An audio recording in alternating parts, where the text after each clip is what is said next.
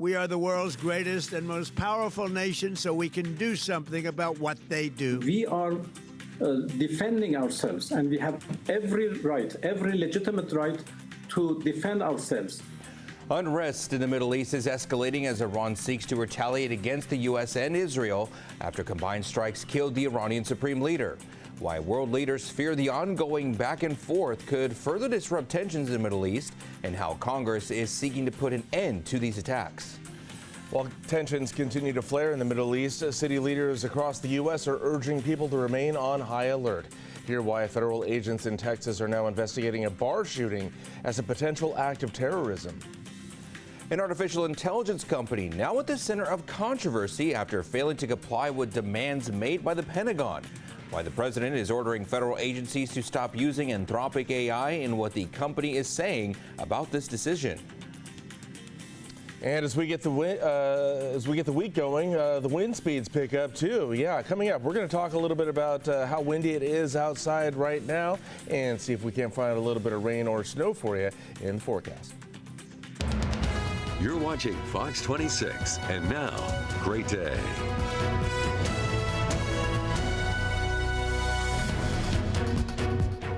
Well, good morning. We begin this hour with a live look at downtown Fresno, where today's high in Fresno going to be 69 degrees. Not a bad way to get the week going for your Monday. Good morning. I'm Carl Cook. And I'm Justin Willis. Liz Gonzalez is off today. Thank you for joining us.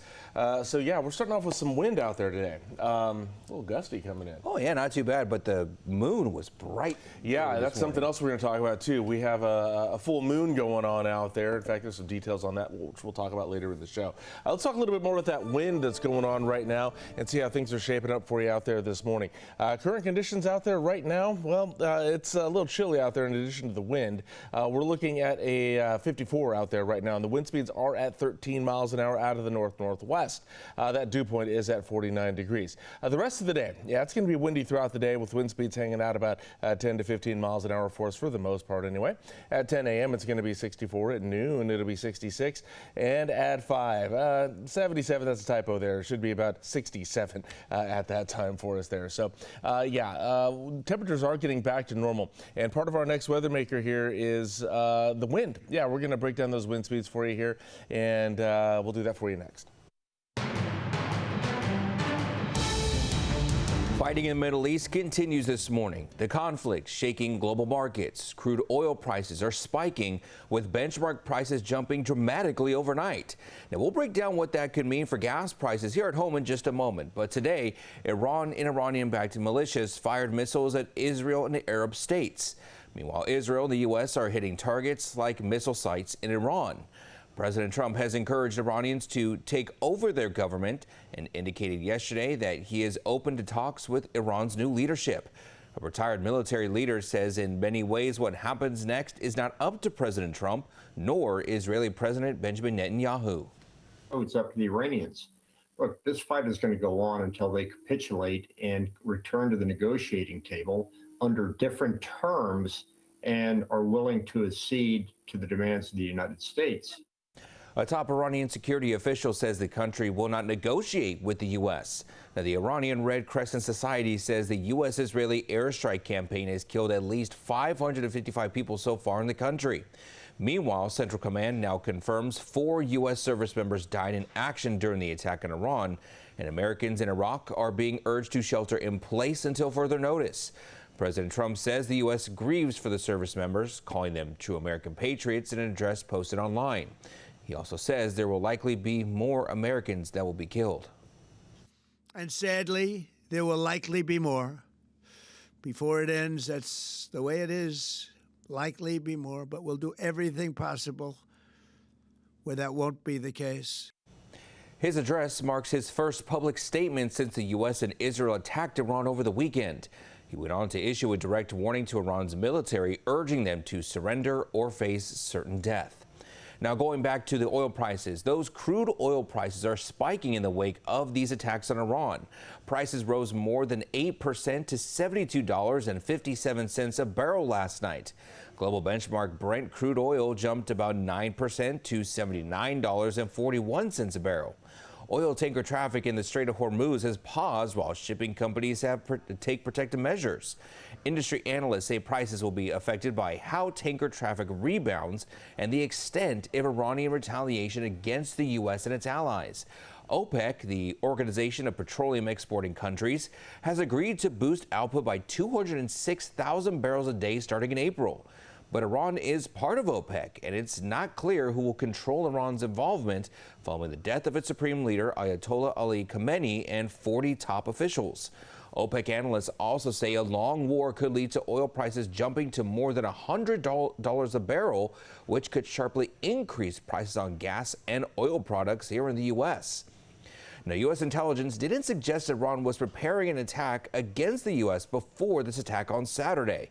The Associated Press reports during a private briefing yesterday, Trump administration officials told congressional staff that Iran was not preparing to launch a preemptive strike, according to close sources. Instead, officials acknowledged that there was a general threat in the region due to Iran's missiles and proxy forces, which also impacted U.S. personnel and allies. Sources say officials did not provide next steps in the operation. Now, even though the U.S. carried out major military strikes with Israel against Iran, the U.S. has not yet formally declared war. That's a declaration that's only allowed by Congress that can make that decision. Instead, President Trump used the War Powers Act of 1973, which grants the executive branch the ability to deploy troops for a limited amount of time. It does, though, require the deployment to end after 60 days unless granted congressional approval. The law also creates a mechanism for Congress to force an immediate withdrawal. Now, every president since Gerald Ford has used the resolution to initiate or justify military actions and conflicts. Now, Democrat and Republican lawmakers spearheading an Iran war powers resolution say Congress must act immediately to rein in President Trump. But the American people are tired of regime change wars that cost us billions of dollars and risk our lives. California Congressman Ron Khanna is calling for a vote today to stop the war. Republican Thomas Massie on X writes that, quote, "This is not America first," adding the Constitution requires a vote and every member of Congress needs to be on record as opposing or supporting this war. And now we're following breaking news from the Pentagon, where Defense Secretary Pete Hegseth is briefing reporters on the latest developments of Operation Epic Fury and the ongoing conflict in the Middle East. So let's listen in for a moment. Turns out the regime who chanted death to America and death to Israel was gifted death from America and death from Israel. This is not a so-called regime change war, but the regime sure did change, and the world is better off for it. Today, in their desperation, the enemy is unmasked as Iranian missiles and drones rain down indiscriminately on the hotels, airports, apartments, and other civilian targets of their neighbors. Cowardly terrorist tactics from a regime that for decades has trafficked in cowardly terrorist tactics, lies, death, and destruction to this day. The Iranian leadership has built nothing except proxies and missiles and drones and deeply buried nuclear factories and facilities. Peaceful nuclear ambitions do not need to be buried underneath mountains. Last June, Operation Midnight Hammer obliterated their nuclear program to rubble. Afterward, we told them plainly, that's it, now make a deal. They arrogantly refused. We said, rebuild it, and we'll stop you again, this time far worse. Well, President Trump, Secretary Rubio, Steve Witkoff, Jared Kushner, they bent over backwards for real diplomacy, offering pathway after pathway to peace. I watched it. I was there. They tried over and over and over again earnest attempts at peace. The former regime had every chance to make a peaceful and sensible deal. But Tehran was not negotiating.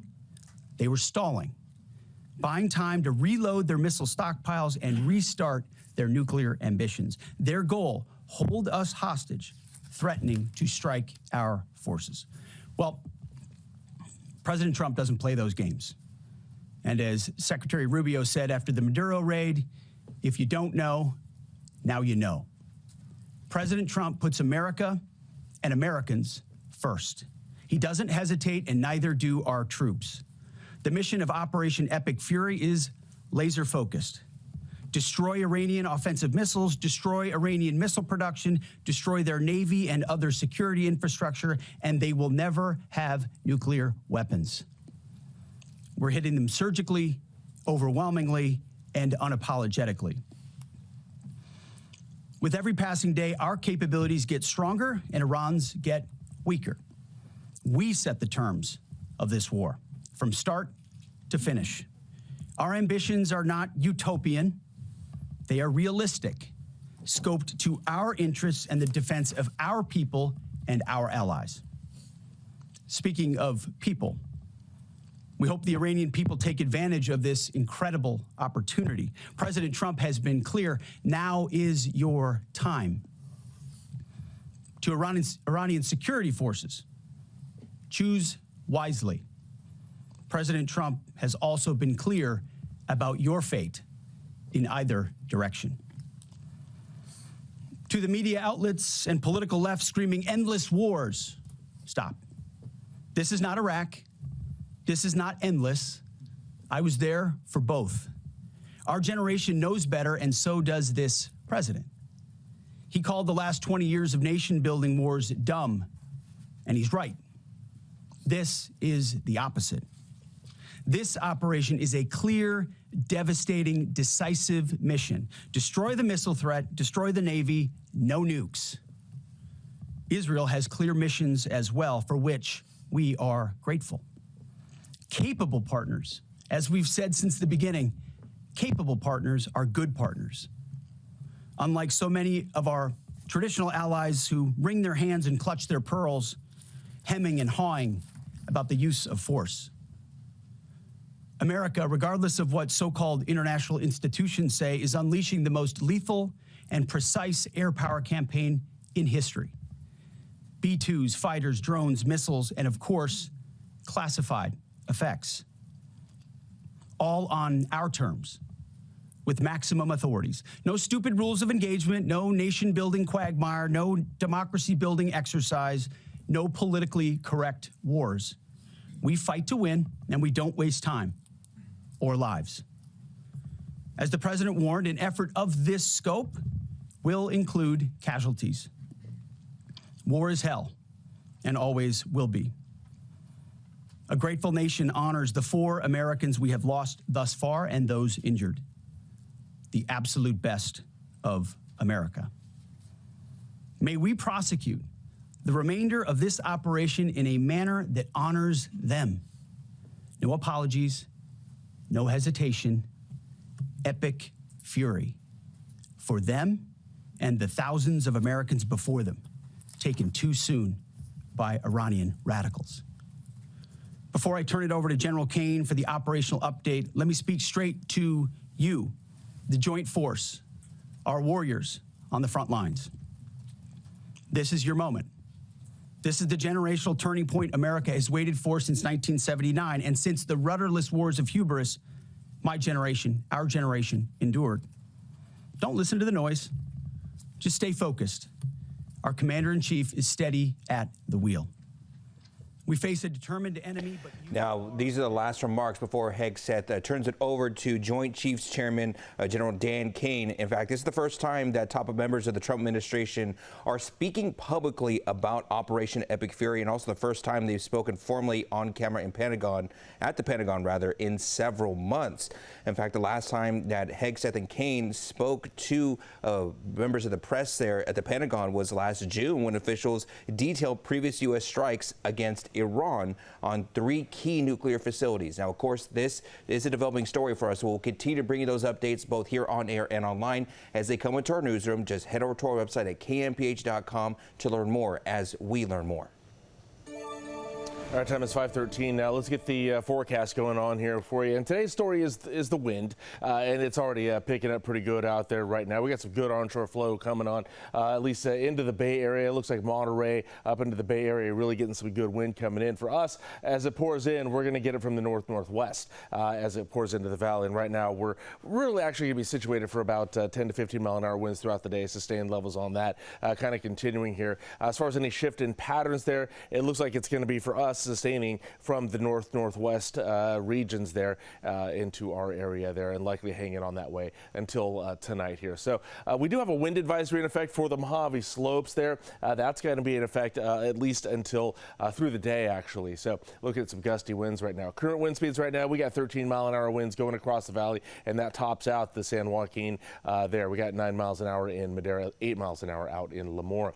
As far as any rain coming around, well, today we got a few things happening. Maybe by noon today, maybe a few sprinkles out there over towards the foothills, but not much happening out there. Kind of holding along that area along the foothills there for any possible precip. Could get some heavier stuff though. Wednesday afternoon, 5 o'clock, got some snow going on up in the northern Sierra. That'll shift to the central Sierra by that time. It'll be for the higher elevations there, probably 7,000 foot and above on that. Maybe just a few inches there, fresh powder there if you're going to be heading up to China Peak for the weekend. And then maybe a little bit more there on Thursday and Friday afternoons, but nothing crazy going on with that. Temperature-wise, today we're going to be at 69. That's just a couple degrees above normal for us, but windy for us today and sunny. Tomorrow and Wednesday there, we're going to get a little bit of a break from the winds tomorrow before they pick up again on Wednesday, and we're going to be right at 70 both days. Overnight lows are going to be about in the mid-40s there for us. Up next, we're going to get a look at the highs and lows for today across the rest of the San Joaquin Valley. FBI agents are now investigating a shooting in Texas. What evidence has led them to believe it may have been an act of terrorism? The time now is 5:15. Hi, I'm Monty Torres with Fox 26 News on YouTube. Thank you for checking out our YouTube channel, where we have loads of great content for you to choose from. And while you're here, why not click on the subscribe button right here? That way you can stay in touch with all the latest breaking news, everything news related within the Central Valley. And thank you for watching.